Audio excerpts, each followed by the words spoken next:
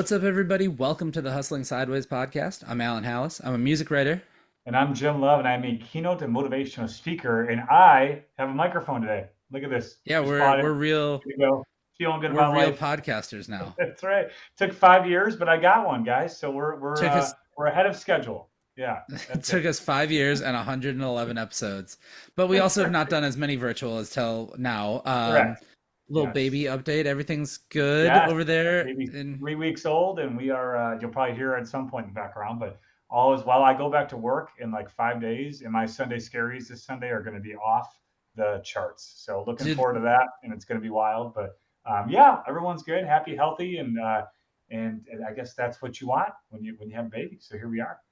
when you have a long stretch off, do you have like Yes, early I had a Sunday month off. scaries?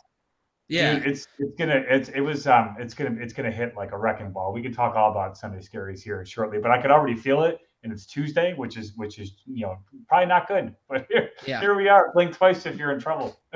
Yeah, well, anyway, nevertheless, it is a very full episode today of Hustling Sideways because not only do we have a baby somewhere in the Love House, we also have three guests with us today joining us.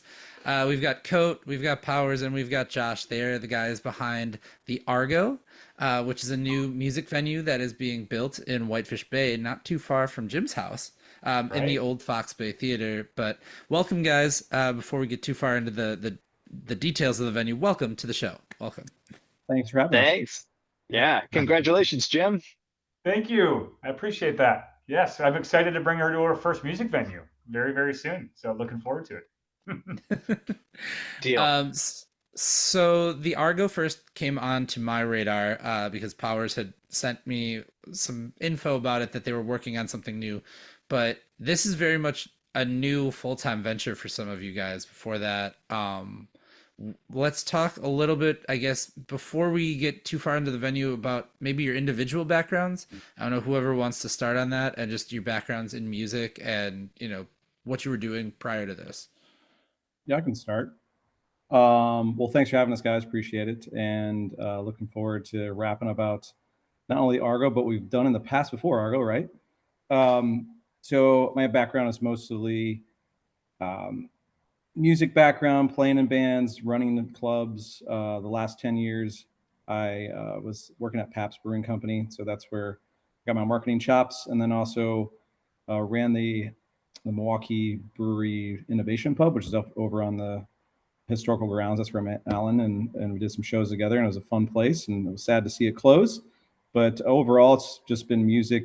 So basically, music, beer, and running events is supposed to be my career. So I'm happy to put all those together finally at the Argo. I'm looking forward to opening the end of the year here. Mhm.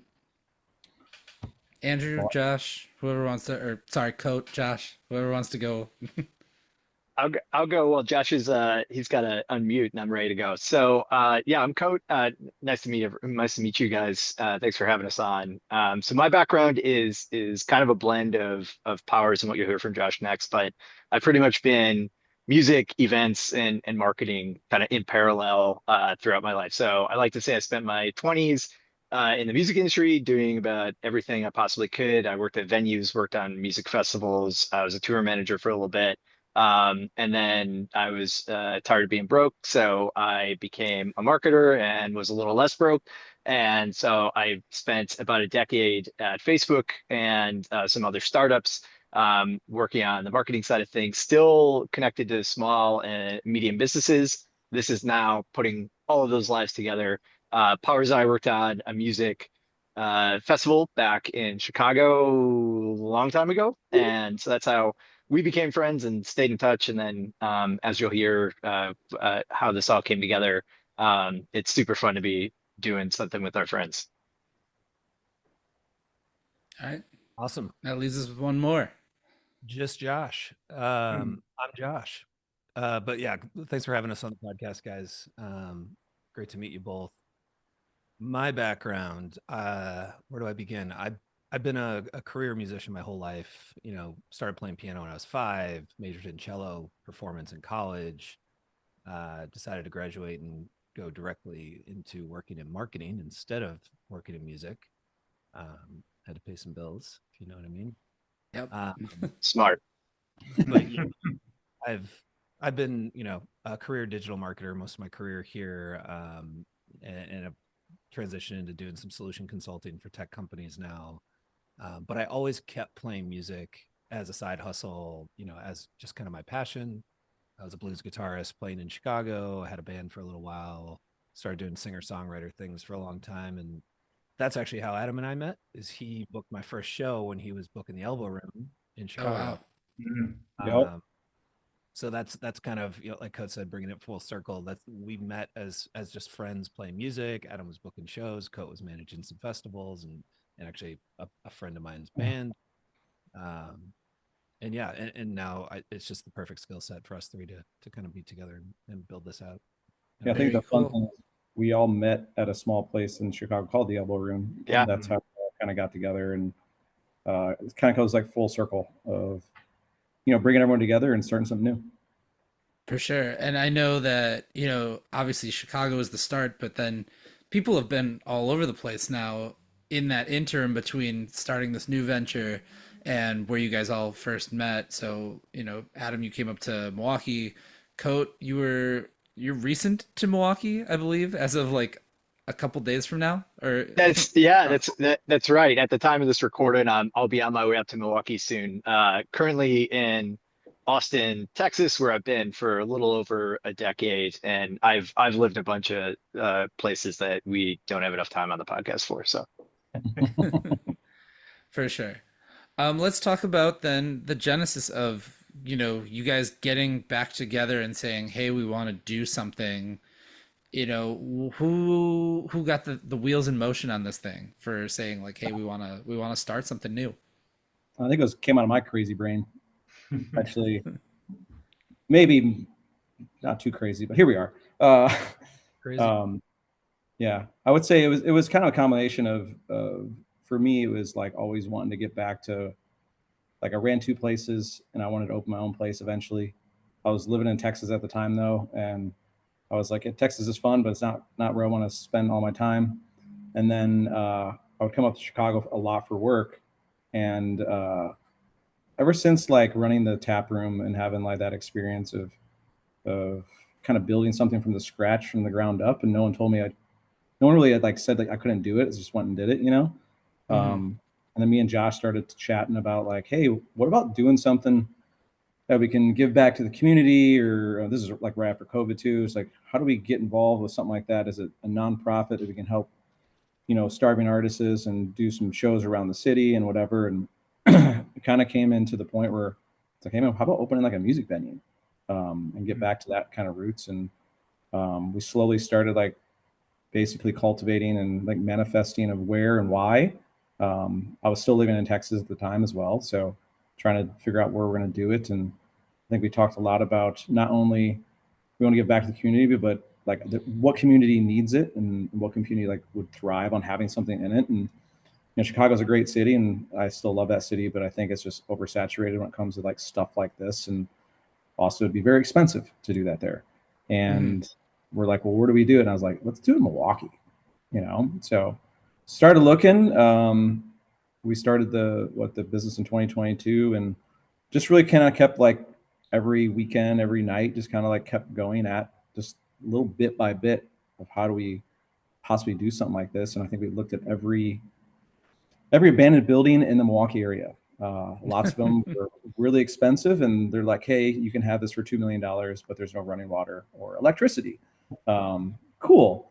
So we just kept looking, and I think we got to the point, Josh, that we just like, man, I don't know if this is going to get off the ground in the next couple of years. And kind of like, we're just kind of stopped. And then we fell on the Fox Bay Theater, and kind of here we are about a year and a half later, I think I would say. And it was fast. It went from 0 to 100 really quick once we walked through that building. And then, I've known Coate for a long time, and we're looking at some other people to come on the project. And I was like, hey, what do you think about this idea? Am I crazy or what? I was like, what do you think? And he's like, no, you're not crazy, but I'd love to help out. So here we are. For sure. How did you know that venue was like the one? Was it a really quick thing? Was it, like what were the characteristics that made it perfect for you guys? Josh can attest to this probably. Like every time I walk through the building, I get like all these crazy ideas. He's like, "You're absolutely nuts, dude! Like we cannot do that here." And I was like, "Yep, but we can. Like we could." But I would say this is the only one that I was like, "No, dude, this is the one." And it kind of just, I'm very good at like visualizing what the space could be before it even is. Yeah. There's You know, kind of a two-part answer there too, Yeah. because Mhm. one, we looked at so many, to Adam's point, so many abandoned buildings that were meant to be something else or didn't want to be a concert performance space, needed so much work to even get back to being feasible. This is the first place that we looked at where we just went, oh yeah, this already has the bones, right? Yeah. That was the huge. easy part. I think the second part was more like the logistics, the business, the location, the you know, how do we prove this out as this is what the community wants? And it turns out the more we got to know, the village and the people living in Whitefish Bay, there is a lot of demand for this, and we're hearing it. So we're happy to kind of fill that gap. So That's great. That's great. And I know like this kind of has the vibe of like, almost like a band forming in a way, or, like the start of something awesome. How do you all deal with disagreements? Like, I think some people just kind of assume that you're always aligned, like maybe all the time. Like, do you have moments where someone has to be like, no, like that's not it, and this is the direction we're going to go? Or do you guys feel like you're pretty consistently on the same page? What is that experience like for you? I would say we navigate disagreements pretty well Yeah. as three people who like probably been in the corporate world as well, and I've seen people blow up. I mean, for myself, it's really like I'm pretty understanding, and it's really hard to get under my skin. But like I've only like yelled at you guys like one time, and it was like about nothing crazy. It was nothing like But I think we understand that the goal and the project. I mean, and we're doing a lot of things outside of our normal like scope of our day to day. Will end be right. So like operations, or whatever. We're taking on a lot of stuff on our own plate. For instance, like Josh is basically now our lawyer and an accountant. Stuff like that, where it's like there's things that we're taking on that we never thought. Like the learning curve and the stuff I've learned in the last year is absolutely like crazy. And the next time, if this ever happens again or whatever, it's like, wow, I'm so prepared, but also would love to teach, those people. I think we take on when it comes to disagreements, we just like hear each other out, and it gets testy sometimes, but it's more like, oh, I didn't understand that text or whatever. It's like, Mhm. oh, once we're in the room, it's pretty easy. Sure. Yeah. Having a Yeah. common goal is so critical too. That's awesome. Well, that's, Yeah. and I want to add something there. So I think like to Pars's point, a lot of our, challenges have been more communication based. And I think it has something to do with three different people with full-time jobs trying to do this big thing, living in three different cities at the time and having to deal with like getting like knowing each other pretty well as people, but trying to understand like, is this like business? Does that change the relationship and how this person is texting me now? Like understanding just communication nuances and differences. But I think when it comes to like what we're trying to do, back about a year ago, we actually had a friend of mine named Gabe Ratliff who has a creative consultancy. He works with creatives called Artful. We spent a weekend, rented a house in Milwaukee, and the four of us just sat down with each other and kind of talked through and like dreamed of like what this could be. And we all kind of all went into this a little skeptical. Like we've done corporate retreats and mission, things before, and a lot of times it's the same thing and it falls flat. But this was uniquely different. I think we bonded in a way, and I think we realized like we're all trying to get to the same thing. We all have the same heart behind why we're doing this. Powers called out Mhm. that this was started as a nonprofit to give back to the music community, which we're happy to talk more about. And knowing like where these guys were at and where their heads are at and where their like emotions are at from the start has made everything else a lot easier. At least speaking for myself, it's been a lot easier to understand like we're all trying to get to this thing and we're gonna get to this thing, but like, maybe Josh has a really heavy workload right now, or maybe Powers had a bad day, or I know, I'm probably the crankiest of the group. And so there's often, hey guys, I'm not actually upset at you. It's just this other work stuff I'm dealing with, and so it's just kind of working through that kind of thing. But I think like I can't recommend enough for creatives like bands. You brought up a great analogy, like sitting down at the beginning of like writing an album or going on a tour. It's like, what are we trying to Mhm. accomplish here? and like we're gonna disagree, we're gonna go different directions, but like if we want to get to that same place, I think you kind of just figure it out. For Yeah, sure. I love that. I think that like really being mission oriented is what brings it. Like, guys, like we're in this for a reason. Let's go do it. Get past the whatever communication issue that was, and just move forward, which is cool. And it's hard to do. I mean, that's like because when you're passionate about something, and that's when we interview folks like this. It's very there's always a passion behind it, which can get in the way of sometimes getting stuff done. I think you guys channel that to make it a lot more productive than it is anything else, which is why you're about to do what you're about to do. I mean, that's why those come together, and I think you'll see that when this is open here in a few months, and I'm sure people will flock because that story is so great too. So yeah, I Mhm. appreciate that perspective. Yeah. Let's talk about too the size of what is ultimately going to become the Argo. The Mhm. plan calls for two venue spaces, two different size rooms, plus a restaurant and bar, like kind of community space in there too. Was that always the plan, or was it kind of like we have so much space, what do we do with this space kind of thing? Like, walk us through that a little bit of just like what went into building all the different elements of what are going to be this place. Yeah, I think it's. I know we wanted to be like definitely a venue, but how big do we want to do it, right? And then also, if you haven't been to the Fox Bay Theater before, we did a remodel. It was built in, 1951, old steel, old concrete, just like it was bulky. Like if we wanted Mhm. to tear down a wall, it wasn't easy. So we went into the project of being like, okay, well, what can we salvage? What can we keep? And long story short, there, once we started really ripping down walls, it was like, wow, it's gonna be a lot more demo than we thought. But I think in the beginning, before we even got into demos, more of, okay, well, we want it to be a music hall at the big theater. What is the middle going to be? At one point, we're talking about doing like a small brewery, just because of my brewing background, and actually, Coate's wife's a brewer as well. So we're like, hey, there's a need for something like that in the neighborhood and whatnot. But I've been in the beer industry for a long time, and I know where craft breweries kind of lie right now, and it's not great. So Mhm. we're kind of like, all right, let's not possibly do that. And then the one thing we couldn't figure out really is what to do with the upstairs, right? It's like it was an old two theaters up there, and we kind of toyed around. It's like, it could be our offices or whatever it is. But then it's like, you know, what's the hardest thing when it comes to having a music venue is just being a music venue, and the margins are thin. You're making only money off of F&B sales. Trying to give back as much to the artist as possible as a venue owner, but we need something to kind of offset that payroll and that workload. And Mhm. the private event world is where we kind of wanted to fit in.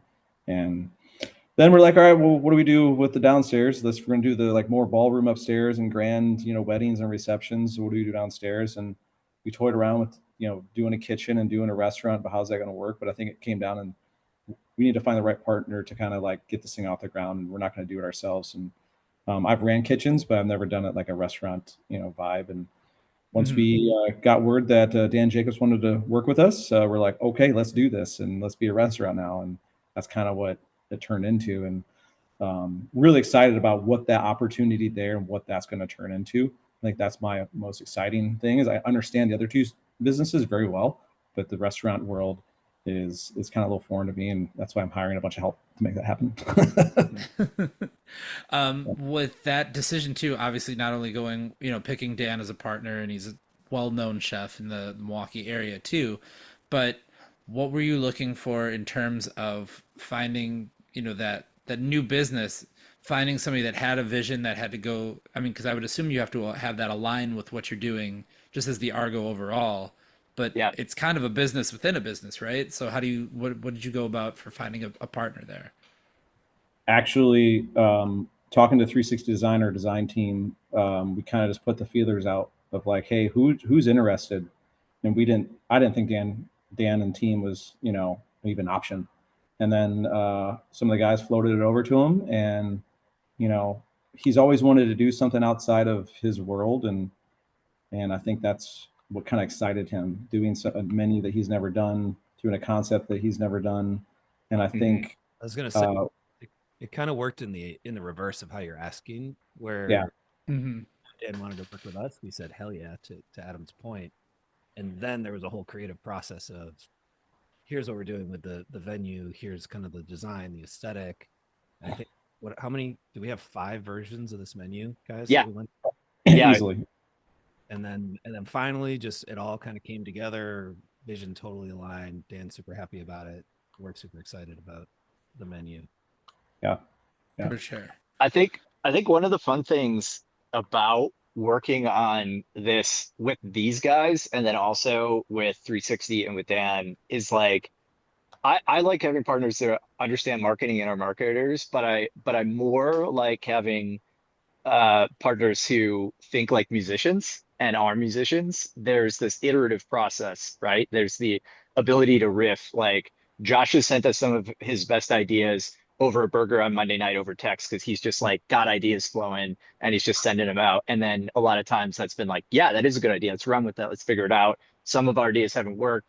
Some have, but I think that like ability to iterate and to be okay Mhm. that the final product isn't going to be the initial dream that we thought up has been super important. I don't know how many little micro sacrifices and changes to the space Powers has had to work through, but he's an expert at that. I think because of that kind of music background.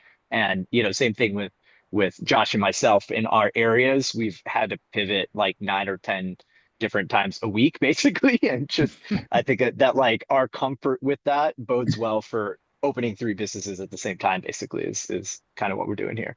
Yep. Yeah, for sure. You know, Um, there's, oh, sorry, go ahead, Josh. maybe I'm a little quiet. I was gonna say, speaking of Monday nights and burgers, I've been living in Milwaukee for about a month now, and I still don't know where I'm supposed to go get a burger on Monday nights. Oh, dude, we'll help you on that. That's Yeah, yeah. yeah, Oh, That great. that's part's easy. Actually, it's yeah. You got two Tuesdays. options. You got I say, Solomon's and Oscars. You yeah, you right. pick Well, which one you there you want, go. but those are my favorite. Or Tuesdays you can go to Good Kind in Bayview, and that's a good Oh, that solid works burger too. there. But Now I yes, really want a burger, so thanks for but they're that, like Josh. they're like a one night a week thing. So of course we're Yeah, recording on a Tuesday too. So that yeah, is right. not going to help me after this. Um, No, it's thank you. Adam, you mentioned something too about like you've had to learn so many different things over the course of building this. I remember one time you and I had talked and you were in the process or maybe just came out of like they were measuring the concrete walls to make sure that they were soundproof and that whole process. What is like the biggest thing that you didn't think you would ever have to learn that you've now learned in the course of the last, few months of having to do this? I would say it's two things. I know a lot about doors Yes. and what doors do and what they can't do, and everyone's like they just open and close. It's like they do way more than that. Um, and the other one is bathrooms.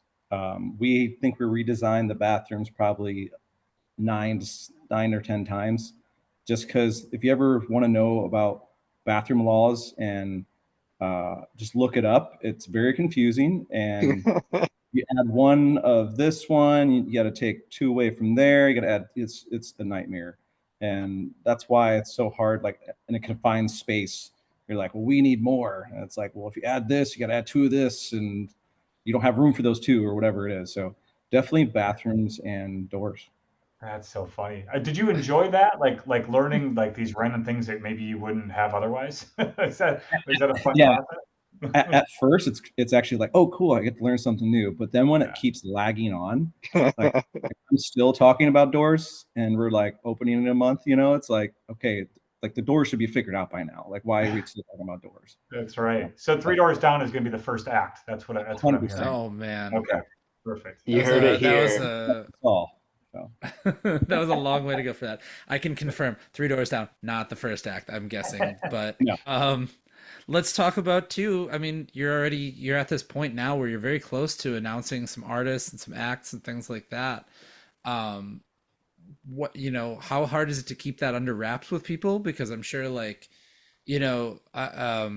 as somebody that books shows and puts things together, sometimes I have bands that are like, great, we're gonna tell you, we're gonna tell people, and I'm like, whoa, we gotta announce, like, we'll Yeah. announce it, make it open to the public.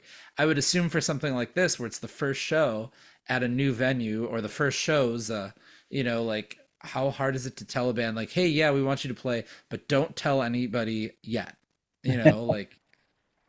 Yeah, actually, we had that conversation today. Yeah, Imagine twice. Yeah. a couple times. Yeah, it's been okay. We actually had one leak that probably no one ever saw, but it wasn't I did. anything. Yeah, yeah.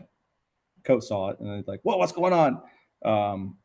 Actually, as hasn't been too bad. I think we kind of made sure that like, hey, we're going to do this announcement and we kind of want to make a big splash and I would say like the time we're opening this, it's not quite the tour season that everyone goes out is on tour, so it's basically going to be in my mind, like we're really focusing on like what does Milwaukee and the surrounding area have to offer in music first. It's like we want to showcase. We didn't build this thing to just bring in national acts. We want to make sure that the Milwaukee scene is actually celebrated to start. So that's kind of how we're rolling with it. And then once we get into like the spring, we'll have more touring national stuff, just based on tour schedules and whatnot. For sure. One thing I do want to bring up too is obviously that involves getting out to the community and being involved with things. I know you guys did a summer concert series outdoors. How important has that aspect been too for, learning kind of what the Whitefish Bay community is and how that opposes from maybe like Milwaukee Metro and figuring out like what, the nuances of the area that you guys are going to be in? We'll let one I of these think guys take it.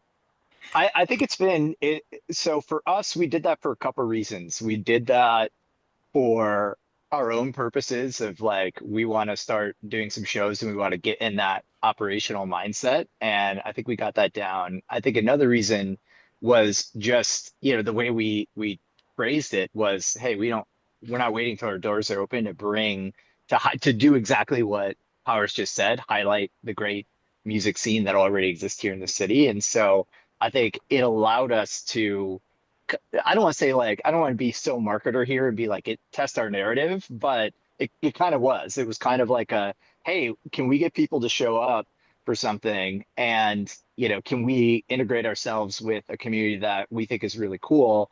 And the answer was yes to both of those things. And then the amount of email addresses and conversations and all other things that started, we're about to do our calendar announcement and we're not starting from zero. We actually have kind of built a little bit of reputation from that summer concert series. And we just did the lowdown with Indeed Brewing, their block party a few weekends ago. And that was really great. We had a tent set up and we were able to talk to, I don't know, I talked to a couple hundred people that kind of came through. And so I think it was super valuable for us to say we want to be a part of the community by being a part of the community, right? Mm-hmm.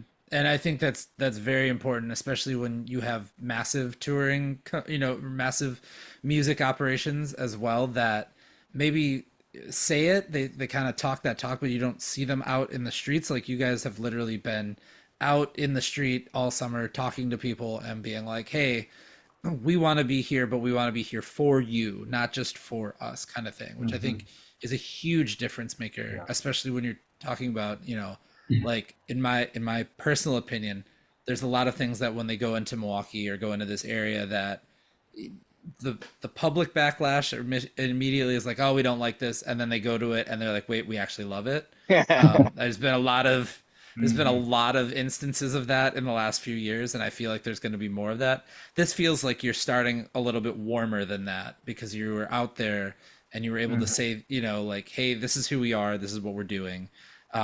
But we want you to be involved with that too. So have you guys felt that kind of feedback already? Like, if people be warming up to the idea of moving into the Fox Bay Theater that had been there for so long?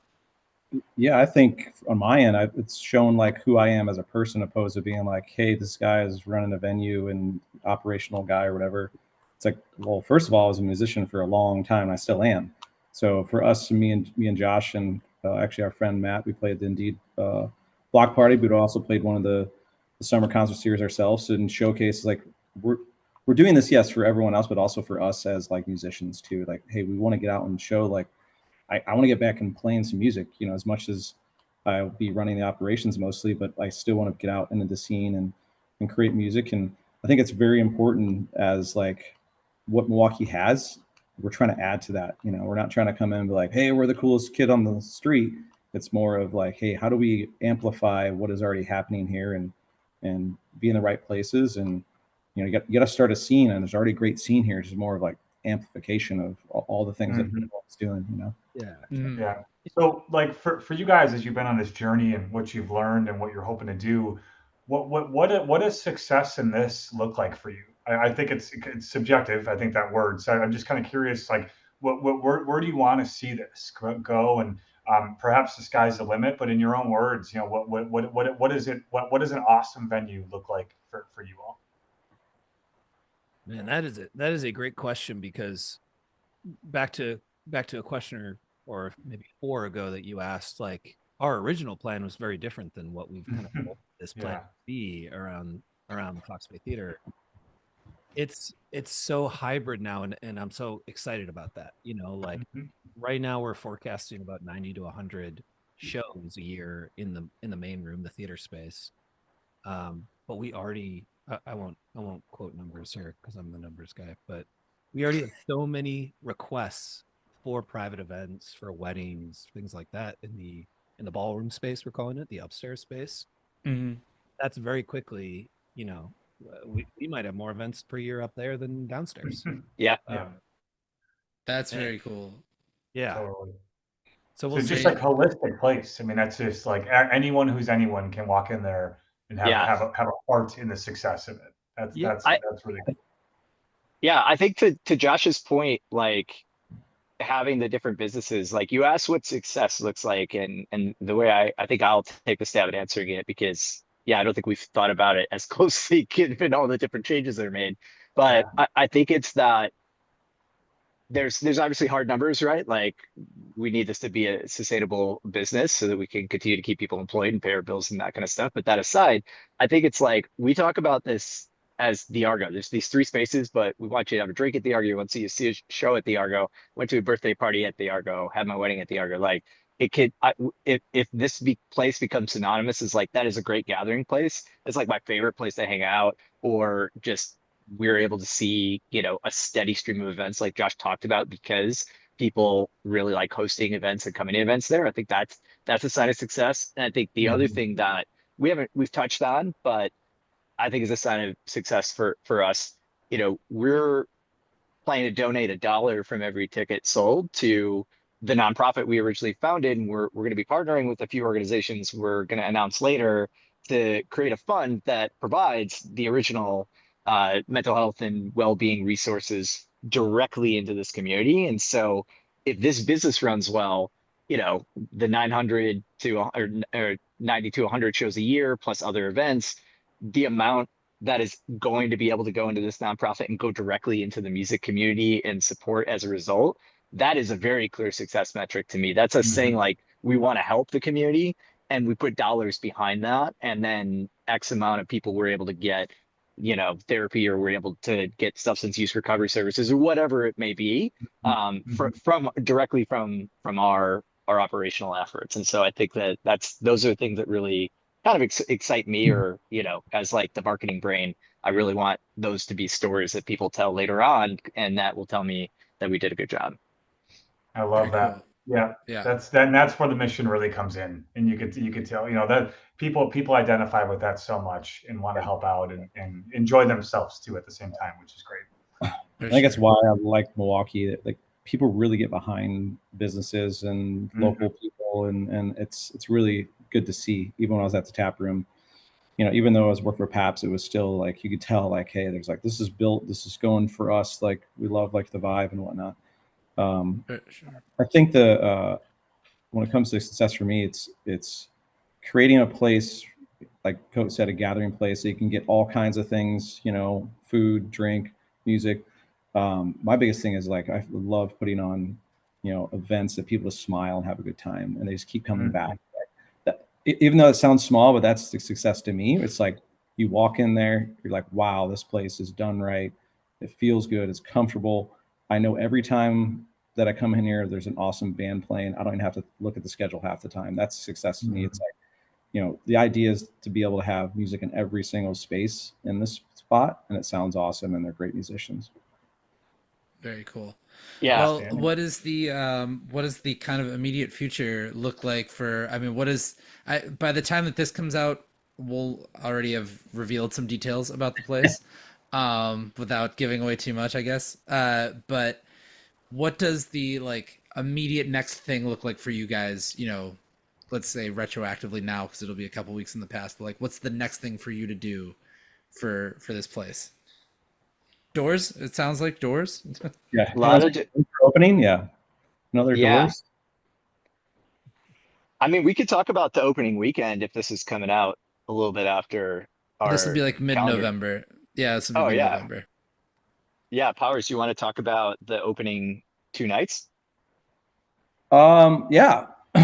Well, kind of getting back to like what I was saying before about, you know, our calendar to start off, it's very local. You'll find out that, you know, all the bands in the first month are either regional or local acts that are, you know, part of the scene here, but also have kind of, you know, grew up in either that area as well. I've got a lot of people coming back and be like, hey, you know, I grew up in Whitefish Bay or grew up in Glendale or something like that. And the idea that first week is, can I say names? Is that what we're doing? Sorry. Yeah, Yeah. Well, we're our coming schedule out. will I would be out. say this will be out November 17th. All right. So yeah. Go for it. Yeah. So, you know, the first weekend very geared towards the local scene and what's happening in the region, and not only Milwaukee but also Whitefish Bay as well. So, the first Friday that we're open, it is all local acts, and the lineup is Zach Petrini, Chris Hazy, and I hope I say that right, and I'm sorry if I didn't. I believe then, you did. Yeah. And then this band from Nashville called Vo. There's a band that we kind of found. Yep, there it is. See, The shirt. yeah, see, a sneak peek. They're awesome. They're a great band. We might throw one little surprise in that night. We're kind of holding back a little bit. And then the next night, that's kind of that first night is more obviously local acts, but also all the proceeds are going back to donating to our nonprofit. And we're creating that Milwaukee Fund, and we're going to give out grants to Whitefish Bay and the community entities when it comes to music and whatnot. So it's more like get people in there, let's pack the place, show Milwaukee why we're doing this, and show the community like, hey, we came, or we're going to bring some great acts and give back to the community. Tell them Then the second, what's that? Tell them the date. Sorry, that is December 5th. Should I go back and do that again? No, you're good. You're good. You're good. Yeah. So December 5th, we have Vo, Chris Hazy, and Zach Petrini, and one surprise possibly. And then on December 6th, we have Gorn and Morgan from the Guffs, and they're going to do their 30th anniversary of the Collide. Is it Clyde?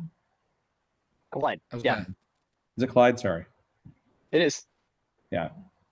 So that is Very cool. on that Saturday. So that's the opening weekend. There's gonna be some soft opening that we'll do for friends and family before that, but that's the main weekend there. Very cool. Excellent. Love it. Love to see the work on this and to see this thing really come from, you know, I remember getting a message way back, hey, this is happening, and I kind of didn't hear too much about it, and then all of a sudden it's happening and it's going, Game and on. now you're here. You're at this point.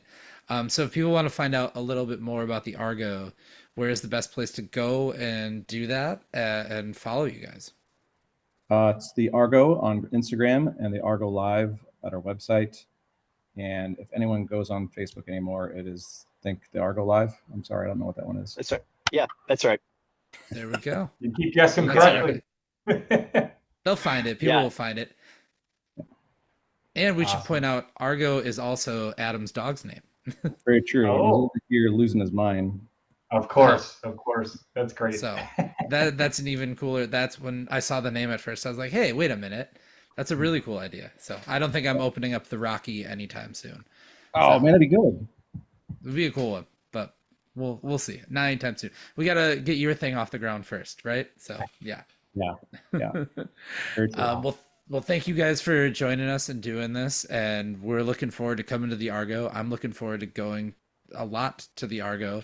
I'm gonna pull Jim out of his house with a newborn, and he's gonna come to the Argo. This is the first trip for me. I love it. This is right up my alley, so I'm looking forward to it. Sweet. Yeah, so that's going to be really cool. And in the meantime, if you are watching and listening for the first time, we are the Hustling Sideways podcast. Wherever you get your podcast, we are there.